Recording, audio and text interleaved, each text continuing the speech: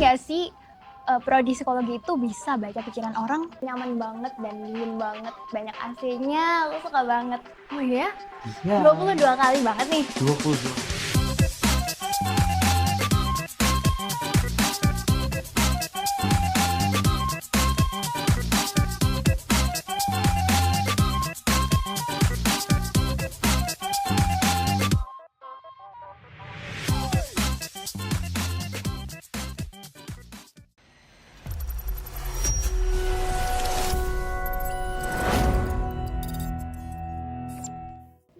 Halo Kesti, kembali lagi di Satu Hari Satu Prodi, Kupas Tuntas Prodi Impianmu. Nah, kembali lagi nih, sekarang kita mulai episode 2. Sebelum kita mulai episode 2, aku mau nanya nih sama kalian. Kalian pernah nggak sih ngerasa diri kalian tuh anxious atau bingung atau awkward mau ngomong apa sama orang, padahal baru sepersekian detik atau sepersekian menit ya. Dan ternyata itu semua ada ilmunya loh, dan kali ini kita bakal bahas itu semua bareng salah satu prodi di Universitas Negeri Surabaya yang tenar banget nih. Apalagi kalau bukan prodi Psikologi UNESA.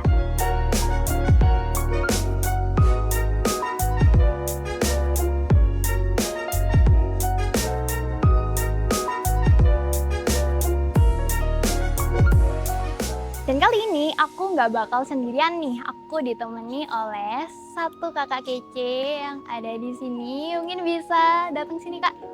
Halo Kesti. Halo, mungkin bisa perkenalkan diri dulu nih sama Kesti-Kesti sekalian. Oke, kenalin nama aku Muhammad Ilham Farudin, aku biasa dipanggil Ilham, dan aku adalah mahasiswa semester 2 Fakultas Psikologi UNESA. Aku seneng banget hari ini bisa sharing terkait pengetahuan sedikit tentang psikologi. So, ini adalah ilmu yang relevan, yang relate banget sama kehidupan kita guys. Jadi, tonton sampai akhir ya. Oke, siap. Sebelum itu aku mau nanya nih sama Ilham ya. Iya. Bener nggak sih prodi psikologi itu bisa baca pikiran orang? Jawabannya nggak bisa. Jadi kalau misal kita pengen tahu perasaan seseorang itu yang sebenarnya, kita harus melalui intervensi yang panjang dan bertahap terlebih dahulu. Jadi nggak sesimpel baca pikiran orang ya. Tapi kalau misal kamu kepo atau pengen tahu lebih lanjut, kita akan bahas di case selanjutnya. Jadi kita masuk dulu ke Fakultas Psikologi UNESA. Let's go! Yeay, ayo!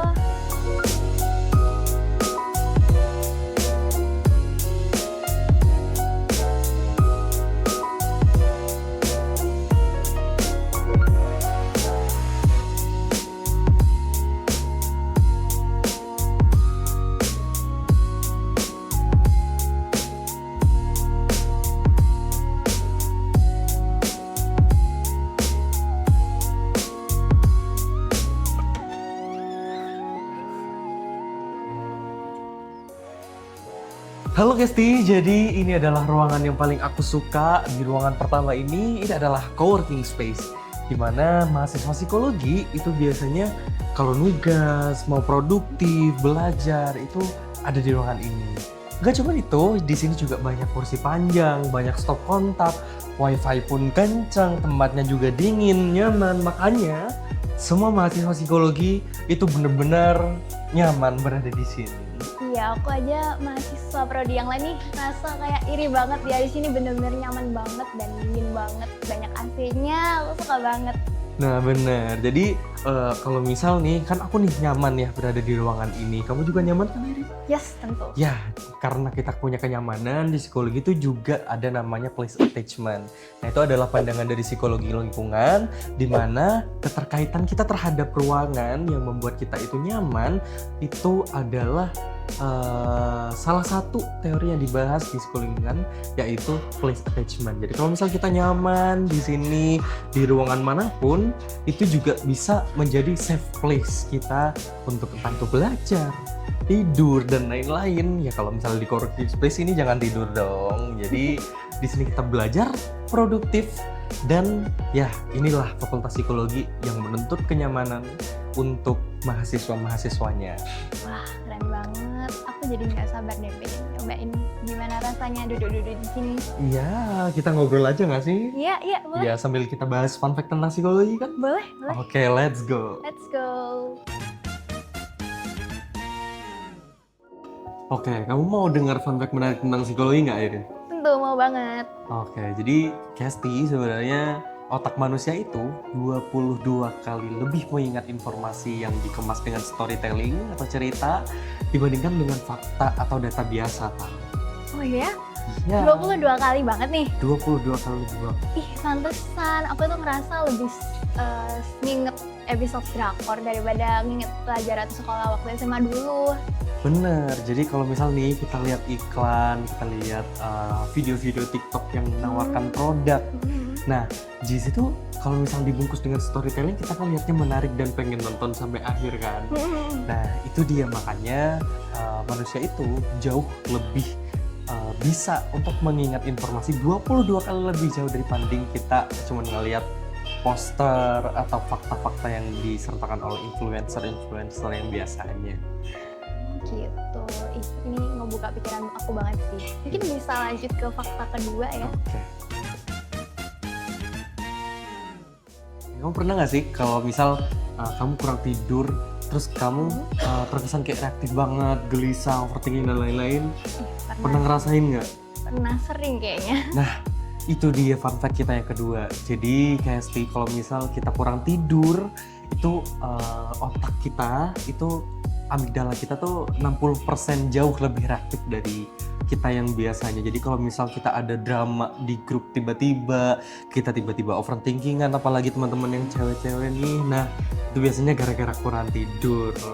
Oke, jadi kalau misal nih kita lagi berantem sama temen di chat, itu lebih baik solusinya kita tinggal tidur aja ya? Ya, kita lebih cukup tidur aja sih sebenarnya, biar apa? Biar kita nggak lebih ketergantungan emosional, apalagi kita sini kan mahasiswa ya, tugasnya banyak. Nah, biar kita nggak overthinking, mari cukupkan tidur kita. Oke, siap. Sebenarnya aku ada fun fact ketiga yang mungkin lebih relate sama kehidupan kita ya. Kamu mau tahu nggak? Mau banget. Mau. Kamu pernah nggak ngelihat orang yang benar-benar kompeten, orang-orang yang berprestasi, dan dia tuh nggak pernah gagal sekalipun? Enggak. Nggak pernah kan? Jarang sih. Jarang. Nah, jadi teman-teman, gak ada orang yang dia tuh sempurna terus, karena di psikologi itu ada namanya practical effect. Jadi orang itu akan lebih menyukai seseorang yang dia kompeten, tapi dia itu juga mengalami kegagalan yang serupa. Jadi nggak akan semuanya itu sempurna terus. Jadi ya kita relate aja. Orang-orang tuh lebih suka kalau misal kita tuh lebih manusiawi. Jadi practical effect ini ngomong kalau misal kegagalan itu sebenarnya wajar, kompeten boleh, cuman kita nggak sepenuhnya dituntut untuk sempurna. Oke, jadi kayak contohnya nih, misal aku lagi salah ngomong nih, ceritanya kita ngomong lagi di depan kamera. rekaman. Iya, itu justru aku jadi lebih makin banyak disukai sama orang-orang dong. Bisa jadi, cuman ya jangan keseringan juga dong. Oh, oke. Oke. Nah, Kesti, setelah dari ruangan ini kita akan review ruangan selanjutnya. Mau lanjut? mau. Oke, aku ajak kamu ke ruangan lain ya. Oke, Let's go. Let's go.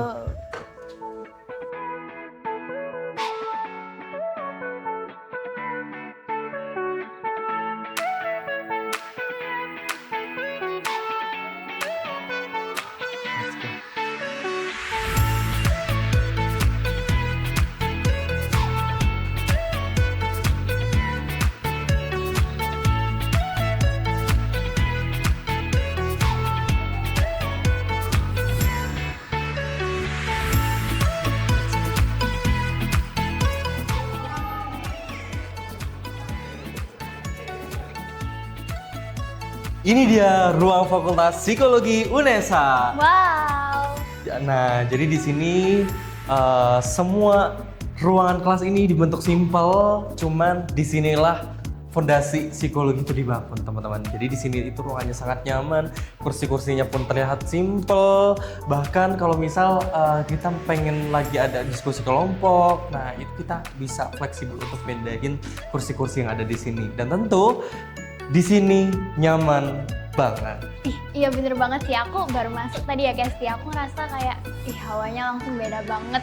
Mulai dari aku ngeliat kursi-kursinya yang rapi banget, terus juga di setiap bawah kursinya itu ada stop kontaknya ternyata, dan di belakang itu ada videotron juga, laci-laci yang bikin pastinya kalau belajar itu nyaman banget. Bener, jadi di sini tuh untuk lingkungan pembelajaran sangat mendukung banget. Bahkan di belakang kita itu ada proyektor, ada videotron, dan lain-lain itu juga mendukung pembelajaran kita sehari-hari. Entah itu nanti kita simulasi konseling secara langsung, kita mau diskusi kelompok dengan baik itu juga nyaman, kita langsung role play di depan tentang gimana psikologi itu berjalan itu juga enak. Jadi ruang kelas psikologi ini sangat nyaman dan supporting for all mahasiswa psikologi di sini. Wih, keren banget. Aku jadi penasaran deh sama ruangan-ruangan yang berikutnya. Apakah bakal lebih gacor dari yang ini? Oke, kita bawa Airin ke ruangan selanjutnya yang tentunya lebih mengherankan lagi dari ruangan-ruangan yang sebelumnya. Siap. Siap? Siap. Let's go. Let's go. Nah, ini dia lab komputer Fakultas Psikologi. Oke, jadi teman-teman, Kesti di sini jangan heran kalau misal mahasiswa psikologi itu juga intensif belajar terkait komputer. Karena di sini kita bukan hanya belajar tentang kognitif dan lain-lain saja. Di sini kita juga belajar gimana cara kita menganalisis, mengolah data, dan menggunakan software-software penelitian untuk menghasilkan data yang akurat di psikologi ini. Menggunakan apa? Biasanya menggunakan JASP, SPSS, R, dan penelitian lebih dalam tentang psikologi lainnya. Oke, tadi kan Ilham sempat mention nih tentang pengolahan data. Benar. Nah, kira-kira apa aja sih data yang diolah sama anak-anak psikologi? Nah, biasanya data kami itu berdasarkan intervensi dari instrumen-instrumen yang kami sebarkan. Kalau misal kita punya penelitian terukur yang kami lakukan sebagai mahasiswa psikologi, biasanya di mata pelajaran kami itu di Metopen. Jadi hasil dari kuesioner-kuesioner itu biasanya kita petakan, biasanya kita jadikan satu data mana yang paling akurat dan gimana cara kita ngolah data itu ya di sini di lab komputer Fakultas Psikologi. Oke, berarti anak-anak psikologi ini emang dilatih buat berpikir kritis ya, karena udah ya nyari-nyari data itu sendiri kan. 100% karena di sini kita juga nggak ngomongin soal perasaan dan lain-lain doang. Jadi di sini kita ada intervensi berbasis data yang langsung. Jadi di sini memungkinkan anak psikologi itu untuk mendapatkan fakta yang lebih akurat daripada hanya soal intuisi dan berdasarkan perasaan yang kami rasakan. Jadi kalau misal kita berbicara psikologi, tentu bicara soal riset, dan riset itu tentunya fakta yang ada untuk diaplikasikan, disebarkan sebagai fakta-fakta mendalam tentang kondisi intervensi psikologis yang ada di sini. Menarik banget nih, menarik banget. Aku jadi kepo sih sama ruangan yang lain. Oke, kita akan lanjut ke ruangan yang lain lagi. Boleh? Oke, let's go. Let's go. Ini dia ruang inkubator. Jadi ini adalah spot keempat kita teman-teman. Jadi di ruang ini itu menuntut mahasiswa psikologi dan mendorong mahasiswa psikologi untuk menciptakan atau menuangkan ide-idenya ke dalam produk yang nyata. Oke, berarti ini kayak ruang inovasi, berinovasi untuk anak psikologi ya? Bener banget. Jadi di sini kalau misalnya di mahasiswa psikologi dan dari perspektif psikologi, kreativitas itu penting untuk kesehatan mental teman-teman. Jadi ruang inkubator ini ada untuk mendorong mahasiswanya gimana caranya mereka untuk menuangkan pikiran mereka yang out of the box itu untuk menciptakan produk yang nyata dan tentunya berdampak untuk mahasiswa psikologi lainnya. Wah, keren banget. Dan kebetulan aku juga dari tadi di sini aku ngelihat banyak banget produk berupa makanan ya. Ini mungkin buatan dari anak psikologi ya, Ilham? Iya, benar. Jadi produk-produk yang ada di sini, di meja sini itu biasanya terkhusus untuk produk-produk dari mahasiswa psikologi itu sendiri. Jadi kalau misal jam segini, jam 2, biasanya tuh mulai dari jam 7, jam 2 tuh biasanya udah tinggal sedikit ya, tinggal sisa-sisa ini aja teman-teman. Oh juga di situ juga sebenarnya di ruangan kaca yang ada di sini itu juga dari mahasiswa psikologi sendiri. Cuman sekarang udah habis dan ya ini dia produk dari mahasiswa psikologi yang kreatif ini.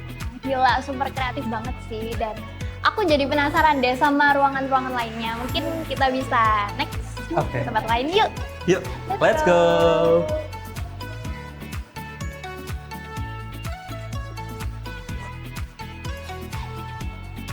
Halo Kesti, jadi ini adalah spot kelima kita, spot paling unik di Fakultas Psikologi. Wow. Spot ini adalah pusat studi tumbuh kembang anak, di mana di sini mahasiswa itu dapat mengamati langsung, mengobservasi secara langsung gimana perkembangan kognitif anak, gimana perkembangan bahasa anak, perkembangan emosional mereka, semuanya ada dan dipelajari di ruangan ini. Jadi psikologi juga belajar tentang anak-anak kecil begitu. Bener. Jadi di sini kalau misalnya kita belajar psikologi perkembangan, kita itu belajar terkait bagaimana perkembangan yang telah aku sebutkan tadi, mulai dari mereka bayi hingga mereka remaja. Ya. Di sini kalau misal Kesti lihat, di sini ada perosotan. Ini tentu untuk perkembangan motorik anak, di mana permainan ini dirancang gimana tumbuh dan berkembang secara mereka bergerak di selama mereka hidup itu bagaimana perkembangannya itu bisa kita lihat langsung. Gak cuma itu aja, di sana juga ada gimana cara mereka melatih kognitif mereka melalui interpretasi yang baik. Entah itu permainan yang ada huruf-hurufnya, nanti kita akan spill semuanya di sana. Entah itu perkembangan kognitif melalui bahasa, perkembangan kognitif melalui numerik juga ada di sini. Jadi ruangan ini pokoknya komplit banget untuk perkembangan anak yang mereka ingin belajar di sini. Oke, tadi kan Ilham sempat mention ya tentang kognitif nih. Iya, Mungkin benar. Kesti pada belum tahu kognitif itu apa. Bisa dijelasin sama Ilham? Oke, kalau Kesti belum tahu terkait kognitif itu apa, jadi menurut Jean Piaget, salah satu petinggi atau peneliti dari psikologi juga, jadi kognitif itu adalah bagaimana kecerdasan seseorang itu terus bertumbuh seiring dengan mereka berinteraksi dengan lingkungan sekitarnya. Menarik banget. Ternyata penjelasannya sangat deep banget ya. Ya benar. Oke, Kesti, aku jadi makin penasaran nih setelah lihat ruangan yang sangat-sangat bagus ini ya. Aku jadi penasaran gimana sih ruangan anak-anak psikologi ruangan lainnya. Jadi yuk kita review ruangan selanjutnya. Let's go. Let's go.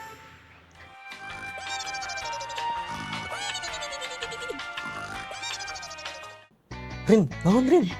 Iya, Ilham. Ketiduran ya kamu ya? Iya, sorry banget. Di sini Ya. habisnya nyaman banget sih, enak buat tidur.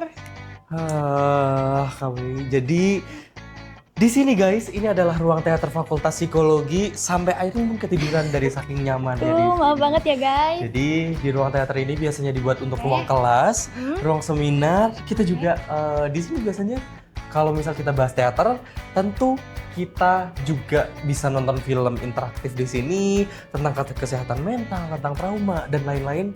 Biasanya kita nonton film di sini.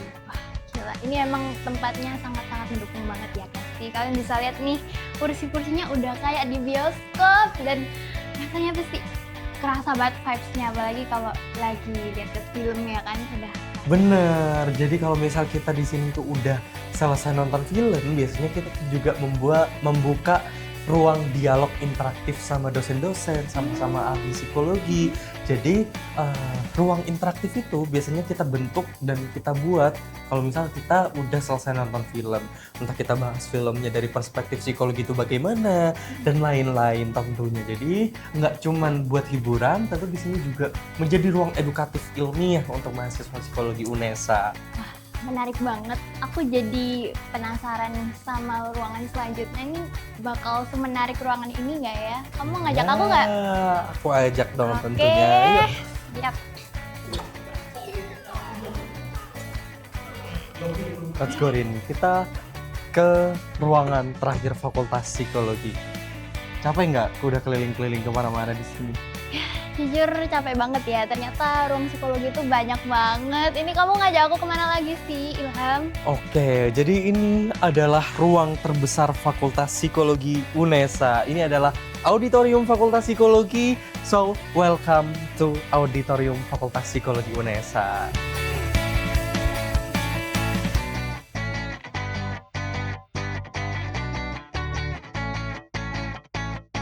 Biasanya teman-teman di sini itu dipakai buat workshop, seminar internasional. Bahkan ketika ada acara-acara besar di psikologi, ini adalah ruang utama yang dipakai. Seperti kemarin itu ada profesor dari Bonn University, teman-teman, itu melakukan seminar di sini terkait penelitian SLR. Jadi ya ini adalah ruang yang sangat nyaman, berkapasitas besar, dan sering dipakai di Fakultas Psikologi, dan tentunya ruangan ini estetik dan indah sekali. Wah, iya bener banget sih. Jadi ruangan ini bisa dipinjam ya, Pak Ilham? Bisa, ruangan ini juga bisa dipinjam, cuman itu ada syarat administratif lainnya dari Fakultas Psikologi UNESA. Oke, menarik banget. Nanti kapan-kapan mungkin aku bisa dipinjam sama bareng-bareng anak UKM Broadcasting di sini ya. Iya, tentu saja. Oke, gimana ini ruang terakhirnya? Ya, bagus. Aku sangat puas tadi udah diajak tur sama Ilham. Makasih banget ya Ilham udah kenalin psikologi sama Kesti-Kesti sekalian. Oke, thank you Kesti. Dan inilah ruang terakhir kita. Tentu selamat menikmati Fakultas Psikologi dan kamu join us to Fakultas Psikologi UNESA. Bye-bye.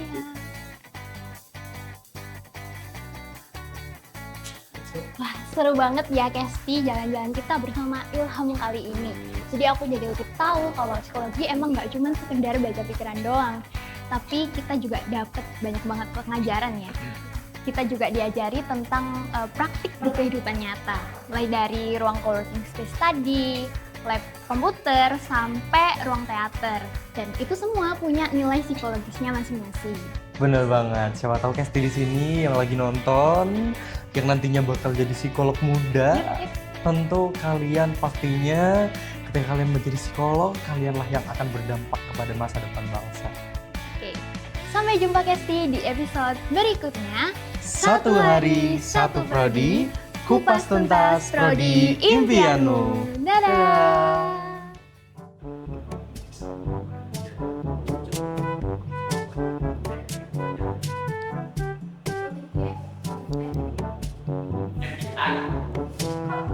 Apa itu FBI? Nah, jadi nggak usah ambil SIM dari luar. Gitu ya.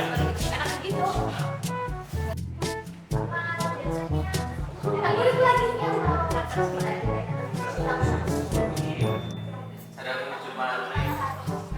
Siap.